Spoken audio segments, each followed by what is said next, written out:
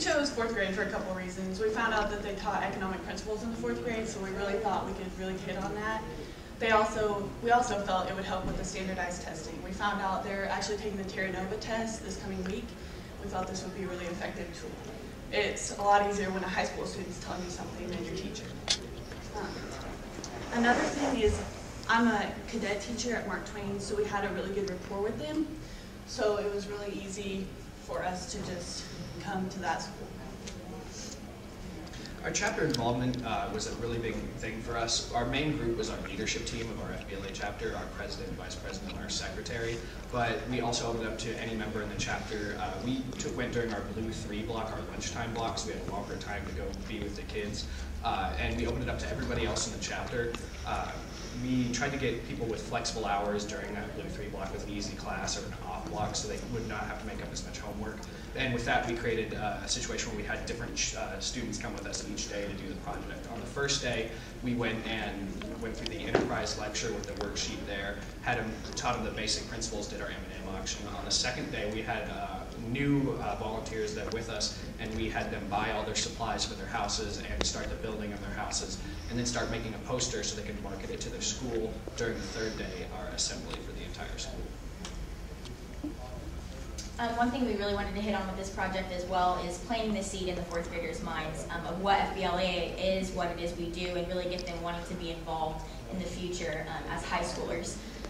In order to do this, we wore name tags every day so they could get to know us on a more personal level. If they had questions, asking us about experiences, just really wanted to get them as intrigued with FBLA as possible.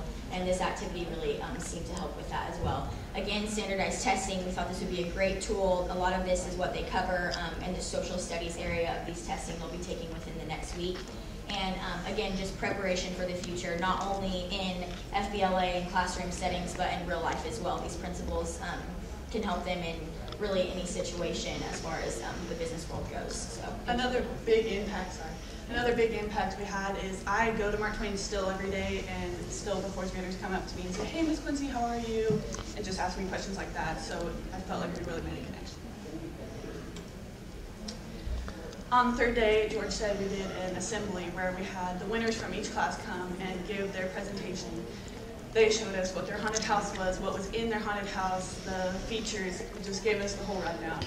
We had news crews there as well as the Carthage press. We had them covered. It was in the actual press as well as online. We felt it really showed the community what FBLA was about and what we do.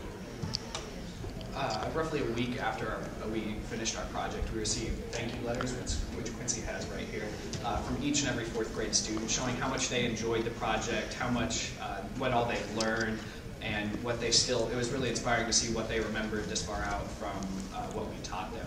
And again, when we got back, our advisors had us fill out both team evaluations and self-evaluations, because it's a really big thing for our chapter to leave a legacy for the future, if you will, to where we would always practice things, and if we had a better idea for next year and we would be here, us graduating seniors, that we would leave it for them so they can think, oh, hey, we might try that this year.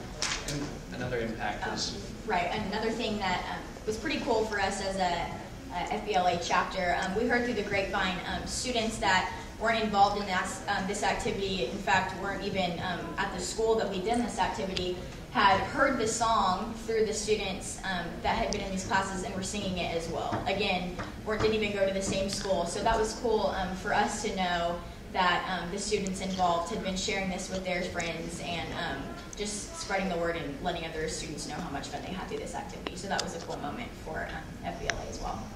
Thank you for your time.